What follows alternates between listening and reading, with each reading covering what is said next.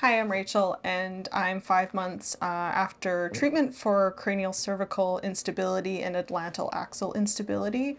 Something that's been weighing on me kind of heavily is the fact that despite the extent of my instability and the severity of my symptoms, that it took me 14 years to get my diagnosis. And I feel like that's a really important conversation for us to have today, which is about how did I get diagnosed? And also kind of talking about some of the barriers that kind of got in the way for me to get my diagnosis. The most is the fact that CCI and AAI need more awareness. More physicians need to know about this condition and understand just the layers of how it can affect someone. I think that because AAI and CCI can affect multiple systems in the body, so people can have balance issues and vision issues and heart issues and cognitive issues, and they can have pain and headaches. Something I was commonly hearing is whenever I went into a specialty, so whether it was things that fit with the neurologist, like, the headaches and the vision and whatnot, but then there's other things that didn't fit. They were more ENT because of a lot of the balance issues. There's, a vestibular visual mismatch. I was having heart issues and whatnot. And I think that when you go to one specialty, they say, okay, these things fit. These 3 things fit. And then you have 9 things that you're mentioning? Well, I don't know what to do with those other 6 things, so it doesn't fit. Either I saw some really good specialists who were like, I want to help you, I get that this is really challenging, and I don't know exactly how, so they would pass me on to the next specialist that they could think of. And then the same kind of thing would occur, which is that, 2 or 4 of these symptoms fit, but the rest doesn't fit. We don't know what to do with that. And they're not kind of able to kind of correlate that there could be another root cause. And I think that the more awareness there is about this condition, and also, studying more specific cases that, have been confirmed and have been able to be treated, could be a really important piece in understanding, hey, those symptoms that didn't seem to make sense, here's how they piece together. In my case, I think something I ran into often is I always had baseline symptoms. So I always had headache and vision and fatigue and cognition challenges. And I was constantly kind of getting flared up or crashing out and kind of having to balance. If I was lucky, a crash was the rest of the day or a couple days. But if I didn't take care of those crashes, it could kind of roll into itself. And sometimes I'd go into what I'd call a big crash, and it was, 6 months later, I'm trying to rebound. So I'd kind of disappear from community and people and whatnot because I was just really struggling to get my baseline back up. But I also had a lot of severe symptoms at times, and they were intermittent and they did vary. Also had symptoms where I would have a lot of pressure in my spine. I would start to feel kind of shaky, almost like when you have a really bad fever and your body is just it doesn't have the energy. I would feel my spine would feel so loaded that it's hard to explain what that is, but it's not a muscular pain or fatigue. It almost just felt like my spine didn't have the strength and it couldn't hold itself. And I don't know if anyone's ever had a muscle that is so fatigued it's shaking. As sensory-wise, that's what I would have in my spine. And that would be accompanied with times where I'd have paralysis. So, I'd kind of crash out later in the day because maybe what I did was too much that day, or maybe the few days before I hadn't paced it out. Also, sometimes there's just variabilities I don't understand. And so I would just, go into kind of crisis. I'd struggle to kind of control my body. I would really struggle to walk, so trying to get to the bathroom and whatnot. As I became more acutely ill, and especially in the last year before I ended up actually having to have surgery because I'd become dislocated as a result of this condition, instead of it being, an evening once in a while, it started to happen more regularly. It started to be having those crashes that was the rest of my day. So I might have been a little bit okay during the day. And when I say during the day, my world was very small. I was spending a lot of time resting. I couldn't be around a lot of people. I couldn't handle a lot of stimuli. I couldn't handle a lot of bumping or whatever. But I did what I could, and my world got smaller and smaller and smaller while I was still trying to, look after the things I could in life. And the symptoms became more and more intensified. And by the time, you know, in the months prior to surgery, like paralysis was every single day, and then it became, you know, all day, or it would be intermittent in the sense that, like, okay, I walked to the bathroom or I went to the kitchen, and then, you know, I'm on my feet for like a few minutes and then I lose the strength. And when I lose the strength, it's not, oh, my feet are numb. It's just, I can't control muscles that automatically should be able to be controlled. So it felt like muscles that just naturally, you know, hold your hips in and your legs together, they just weren't doing their job. And next thing you know, I'm concentrating extremely hard. And my body is falling under me. I also think that another piece that kind of interrupted my ability to get my diagnosis was the fact that, so in my case, my CCI and AAI and cervical spine injuries are related to a motor vehicle accident. So I was rear-ended on a highway, on a hill, and I was knocked into the car in front of me, sandwiched, and knocked out. And so I was, you know, very unwell after. I had lots of diagnoses that, you know, traumatic brain injury and thoracic outlet and inner ear damage and soft tissue and that sort of thing. And then I worked with a lot of professionals, and I have for years. Ongoing care has been a really important piece for me. But I got, you know, some stuff settled a bit and some stuff seemed like I was doing better. So symptomatically, I was getting, you know, these little pockets of life because I'd manage my symptoms, I'd pace, I'd prioritize, I'd work with the therapies, I'd do the home care. And so in some ways I was like, I think I'm getting better, but I'm not okay at all. But over time, my condition got worse, and it was confusing for me to understand that I was getting worse. One, you know, the first thing people think when you say, I think I'm getting worse, is, oh, you're probably just stressed out. And so you know, I was like, I don't think that, but I feel like I have to be positive. I feel like I have to be looking at this right. And then every time, you know, I do a bit better and I get stability, I think I'm getting better. But in my case, the further I got away from my accident, my protocols got stronger, but my condition, from now what we know is it was deteriorating over time. I did my best to manage it, and that did give me more time. I did end up having more runway, is what we say now, because in my case, I became, with the dislocation, critically ill. It bought me the time I needed. It's the reason I'm alive today, and it's the reason I'm walking again today. But in other ways, it was also confusing. And so in the last couple years, where I was having a lot of really acute and sudden onset of symptoms, I was being treated for and assessed for stroke and whatnot.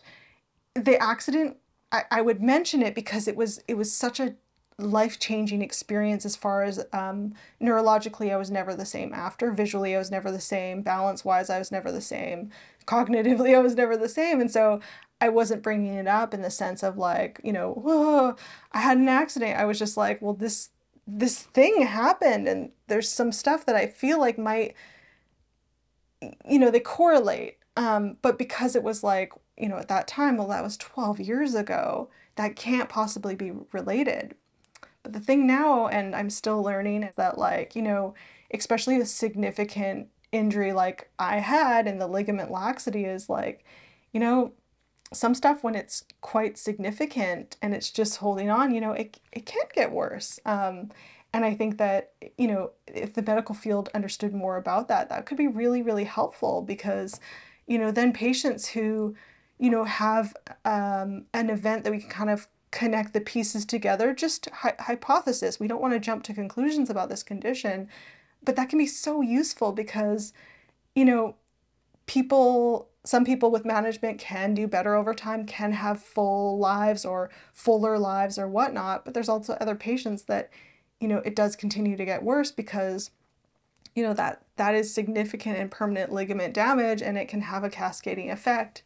And I think it's just so important where some of these links can be put together, because in my case, when I was being assessed, especially in the last couple of years, it just seemed like it wasn't a relevant point, and in the end, it was. Which brings me to the fact that I had a lot of assessment in the last 14 years, but particularly in the last 2.5. And I had, multiple CT scans, including with contrast, MRI imaging, and other testing. And, nothing really significant showed.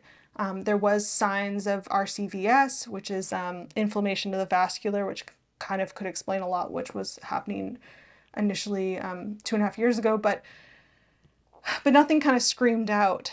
And it was actually in the process of, I went to visual rehabilitation. I did a lot of work with them and training with them, and I'd get little bits of gain and then I'd slide backwards. And that physician there was like, this is telling me something. And he'd had other patients who he does the work with vestibular brain and eyes who make progress. It's great. But he has also had patients where they weren't making the milestones. It wasn't making sense. And they had had traumatic injuries like mine.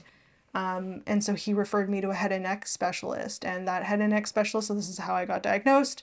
There was extensive questionnaires. I was able to kind of work on them while I was waiting for the appointment in the weeks prior. So I did the questionnaires. The doctor had already looked through my case a lot prior, and that showed in what he was able to dialogue with me about. I actually have a lot of respect for this physician, and he actually looked up some of my imaging. I had all of it sent over to his office, which brings me to diagnosis for CCI and AAI. Everybody is different. There's always complexity, but there was a lot of clues that because this condition isn't looked for more often, I do believe, from everything I understand, there's a lot of patients who are getting flagged as normal where there are actually some red flags that mean we should investigate further. And I had those red flags in that imaging. So next I had the DMX imaging. So what is DMX? It's dynamic motion X-ray, which essentially means that I was having X-ray in video live. And the really good thing about that is they can get so much information. So I had to do a bunch of movements of my neck. It was very challenging, I have to be honest. That said, I already was having, very, very significant neurological symptoms for many years, and I was becoming quite acutely ill. It was worth it for me to do the screening, but the positions were challenging. But it gave us a lot of really good data. You kind of put your ear towards your shoulder, whatever feels safe. The doctor was very supportive and on left and right. And you do that with your mouth open. And the reason for that is that with X-ray, it's showing, all of the hard materials, so bone and teeth. So when your mouth is open, you can actually see the C1, C2 if you're at just the right angle. So the doctor kind of was very careful working with me so that he could get a look. And that showed for me there's different ligaments that hold different directions, and your vertebrae shouldn't be slipping on top of each other at all. And so with left, right, I had significant slippage. There's a number that makes it's kind of considered surgical candidate, left or right or both. And I had more than twice that. There was also a position where you do your head down and then you put your head back. And so for me, my head back has always been like the very worst movement for me. And during the years where I could put my head up, just tilting and being careful, I had to actually support my head to do it. In this case, I did the movement because I felt like it was really important to get that information, and you sign a waiver, I was willing to take that risk, but that showed a lot. There was 9 significant findings in my DMX imaging. I can kind of go over it at some point in a video, but one thing that showed was that my C1 also rotated, so it's not supposed to do that. So it's not supposed to go this way, and it's also not supposed to go this way, and it was doing both. And then also there's like a membrane that kind of is part of holding, as I understand it, it goes from occipital, so occipital is your skull, to C2, and there was like a permanent damage in there, so it wasn't holding that. And then I also had instability all the way down my cervical spine, and then moderate spinal stenosis, I think at my C4, 5. But all really good information. So, and I also had rotational CT. So prior to surgery, I didn't know that, you know, I knew that like MRIs and CTs and all of this is the gold standard. I didn't know how much it can be limited.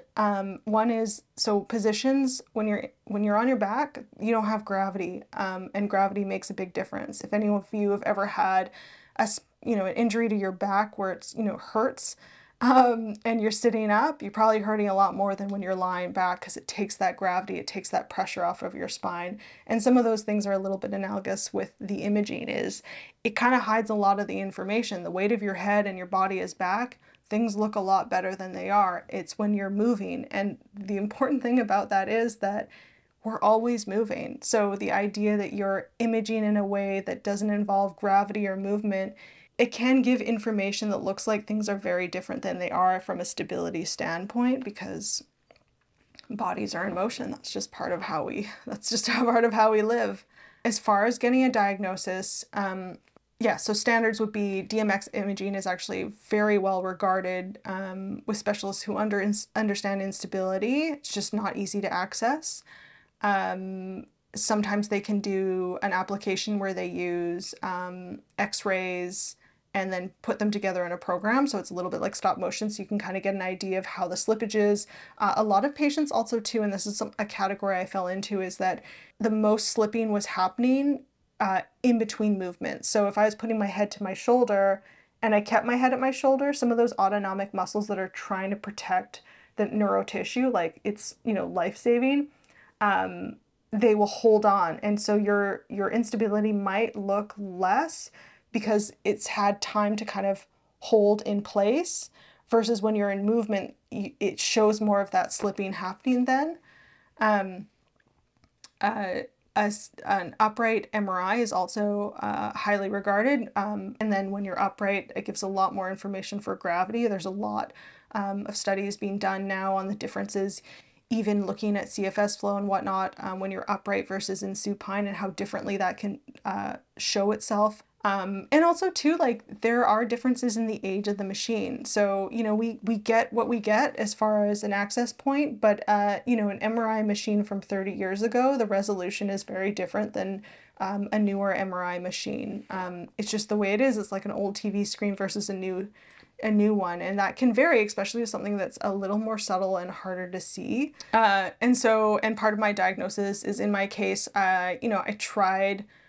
we gathered the information, surgery was recommended. I took a bit of time trying to figure out what I wanted to do, and the doctor I was working with was really supportive of that. We tried a few options just to see if I could make any gains. My condition was continuing to decline quite rapidly, which is what had been happening the couple of years prior.